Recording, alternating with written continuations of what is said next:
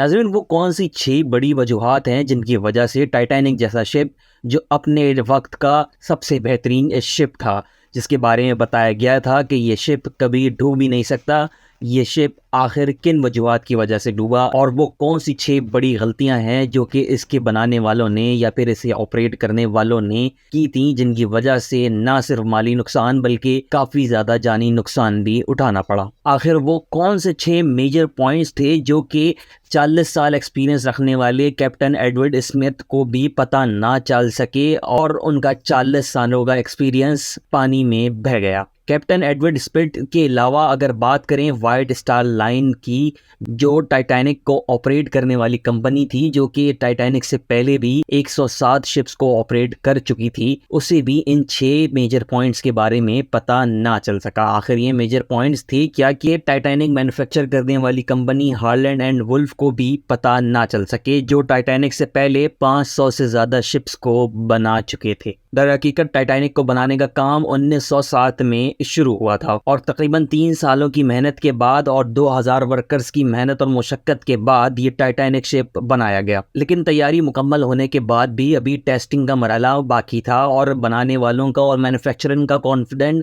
और भी ज़्यादा बढ़ गया जब टाइटैनिक ने कामयाबी के साथ अपना टेस्ट पास किया, टेस्ट क्लियर किया और टेस्टिंग रन कामयाब होने के बाद दुनिया भर के अखबारात में ये खबर छपना शुरू हो गई कि एक ऐसा शिप बना लिया गया है जो कभी डूबेगा नहीं, यानी कि अनसिंकेबल टाइटैनिक बना दिया गया है।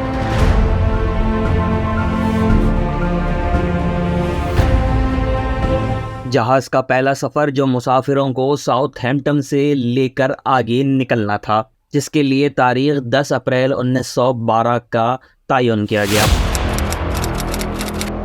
और जिसकी मंजिल अमेरिका का शहर न्यूयॉर्क था। टाइटैनिक के इकोनॉमी पोर्शन में सफ़र करने की कीमत $30 और फर्स्ट क्लास में सफ़र करने की कीमत $150 थी। दुनिया भर में फैलने वाली हेडलाइंस के बाद यकायक तमाम टिकट्स फरोख्त हो गईं और बिल आखिर वो दिन भी आ गया जब टाइटैनिक को अपने सफ़र का आगाज़ करना था। और यहाँ शुरुआत होती है पहली गलती की कि 12 बजे जब टाइटैनिक ने अपने सफ़र का आगाज़ किया तो स्टार्टिंग से ही उसकी स्पीड बहुत तेज़ रखी गई, क्योंकि सिर्फ 7 दिनों में ही मालिकान की जानिब से कहा गया था कि इसको अपनी मंजिल मकसूद तक पहुंचाना है। मालिकान की डिमांड की वजह से कैप्टन स्मिथ को न्यूयॉर्क जल्द से जल्द पहुंचना था और दिए गए टाइम पर भी अराइवल करना था, क्योंकि अगर ऐसा ना होता तो टाइटैनिक की रेपो ख़राब होती। दुनिया की कोई भी मशीन हो वो प्रॉपर हायरार्की के थ्रू ऑपरेट होती है, जिसमें स्पीड लिमिट भी एक हायरार्की में शामिल है और टाइटैनिक की स्पीड को स्टार्टिंग से ही वायलेट किया गया था। चंद देर के सफ़र में ही जहाज़ ज़मीन से इतनी दूर जा चुका था कि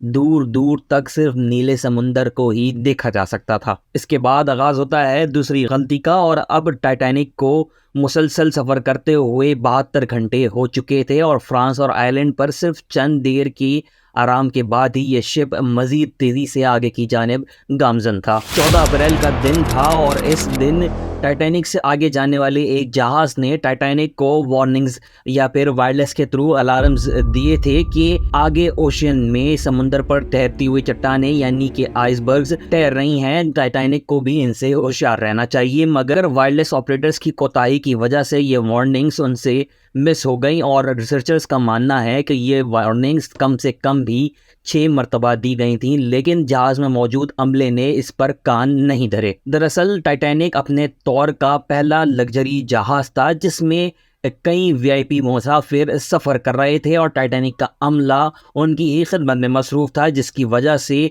जो बेसिक ऑपरेशंस थे वो मिस होना शुरू हो गए। इसके बाद आगाज़ होता है तीसरी गलती का, जब टाइटैनिक बेखौफ अंदाज में समुंदर में आगे बढ़ता चला जा रहा था और उस रेंज में जा रहा था जहां पर आइसबर्ग्स यानी कि समुद्री चट्टानों के घेराव में टाइटैनिक बेखौफ आगे बढ़ता चला जा रहा था। टाइटैनिक के अमले से पहले ही 2 गलतियां तो हो चुकी थी, लेकिन अब भी टाइटैनिक को बचाया जा सकता था क्योंकि टाइटैनिक के पहरेदार अलर्ट थे, जो कि किसी भी भी आइसबर्ग को देखने के लिए काफ़ी ज़्यादा अलर्ट थे और दूर से ही समुद्री चट्टानों को देखने के बाद कैप्टन को बताने के लिए तैयार थे, मगर दूर से देखने के लिए इनके पास दूरबीन की अदम मौजूदगी थी और ये वजह बनी टाइटैनिक के डूबने की तीसरी वजह। कैप्टन स्मिथ को समुद्री चट्टान की खबर उस वक्त लगी जब पहरेदारों ने ये बताया कि टाइटैनिक के बिल्कुल सामने फुटबॉल फील्ड जितना आइसबर्ग मौजूद है, और फिर कैप्टन स्मिथ भी अलर्ट हो गए।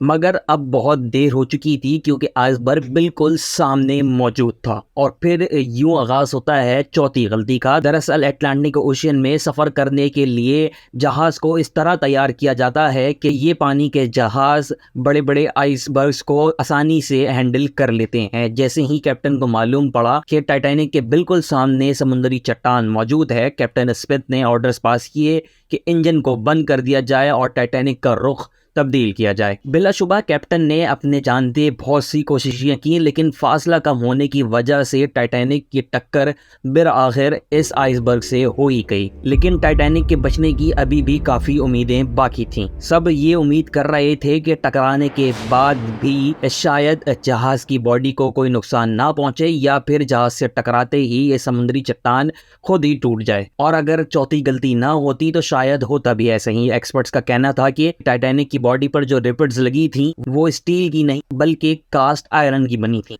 इन रिपट्स का काम लोहे के बड़े बड़े पीसेस को आपस में जोड़े रखना होता है, लेकिन कास्ट आयरन जो कि स्टील से नरम होता है, इसीलिए टक्कर लगने के बाद प्रेशर की वजह से कास्ट आयरन ने अपना काम छोड़ दिया और फिर वही हुआ जिसका डर कैप्टन स्मिथ को था। बेशक प्रेशर की वजह से बॉडी को नुकसान तो पहुंच गया था और टाइटैनिक में पानी भरना भी शुरू हो गया था, लेकिन अब भी टाइटैनिक को बचाया जा सकता था क्योंकि टाइटैनिक को इस तरह से डिजाइन किया गया था कि इसके 2 फ्लोर में पानी भर भी जाए तब भी टाइटैनिक को बचा लिया जाएगा। मगर इस वाकये के बाद पूरी जहाज में अफरा तफरी मच गई, जिसकी वजह से जहाज के मालिक जोसेफ ब्रूस भी काफी ज्यादा परेशानी का शिकार हुए। लेकिन इस जहाज की बदकिस्मती ये थी कि पानी अब 2 फ्लोर क्रॉस करके तीसरे फ्लोर और फिर चौथे फ्लोर तक जा पहुंचा, जिसकी वजह से ये फैसला किया गया कि अब शिप को बचाना मुमकिन नहीं बल्कि समुद्र में इमरजेंसी बोट्स के थ्रू जंप लगाई जाए। और फिर यूं ही हुआ। कैप्टन स्मिथ ने रेडियो पर इमरजेंसी सिग्नल्स देना शुरू कर दिए और जब तक कोई मदद के लिए आता तब तक पैसेंजर्स को इमरजेंसी बोट्स के जरिए समुद्र में उतारे जाने का आगाज हो गया। लेकिन इस मौके पर 5वीं गलती ने अपना काम दिखा दिया। दरअसल जहाज में 32 लाइफ बोट्स की कैपेसिटी थी, मगर कोताही की वजह से सिर्फ 20 ही लाइफ बोट्स को इसमें रखा गया। अब आप अंदाजा लगा सकते हैं कि पैसेंजर्स थे 1500 और बोट्स थी सिर्फ 20। इसके बाद आगाज होता है छठी गलती का। हर तरफ अफरा तफरी का आलम था। हर इंसान अपनी जान बचाना चाहता था और हर शख्स उन गिनी चुनी कश्तियों में बैठकर अपनी जान को सेव करना चाहता था। और यूं 12:45 पर पहली इमरजेंसी कश्ती समुद्र में उतार दी गई। लेकिन यहाँ हुई एक और छठी गलती। अफरा तफरी के आलम में कश्तियों को पूरा भरे बगैर ही समुद्र में उतार दिया गया, जिसमें ज्यादातर फर्स्ट क्लास कस्टमर्स को तरजीह दी गई थी, यानी कि जो लोग ज्यादा अमीर थे उन्हें पहले बिठाया गया था। और अगर कश्तियों में ज्यादा लोगों को बिठाया जाता तो इंसानी जानों का नुकसान कम होता। और यूं ही जहाज समुद्र में तेजी से डूबता चला जा रहा था। 2:18 पर शॉर्ट सर्किट की वजह से टाइटैनिक की तमाम बिजली गायब हो गई और अगले ही लम्हे जहाज टूटकर 2 हिस्सों में तकसीम हो गया। और यूं टाइटैनिक को समुद्र में डूबने के लिए 2 घंटे 40 मिनट का वक्त लगा। और इस तरह तकरीबन 1500 के करीब लोग अटलांटिक ओशियन के ठंडे पानी में डूब गए। ये बात भी काबिल जिक्र है कि पानी का टेम्परेचर उस वक्त -2 डिग्री सेंटीग्रेड था। मतलब अगर पैसेंजर्स इस ठंडे पानी में छलांग भी लगा दें तो बचने का कोई चांस नहीं, क्योंकि इंसान इतने ज़्यादा ठंडे पानी में 30 मिनट से ज़्यादा जिंदा नहीं रह सकता। कहा जाता है कि मरने वालों की तादाद 1500 से भी ज़्यादा थी, क्योंकि जिन लोगों की जान पहचान जहाज़ के अमले से थी उन्होंने बिना टिकट के ही जहाज़ में सफ़र किया था। और बचने वालों में सबसे ज़्यादा तादाद बच्चों और ख़वातीन की थी। दूसरी तरफ कैप्टन स्मिथ था जो सारा वक्त लोगों की जान बचाने में लगा रहा और वही वो आखिरी आदमी था जिसने डूबते जहाज़ से छलांग लगाई थी।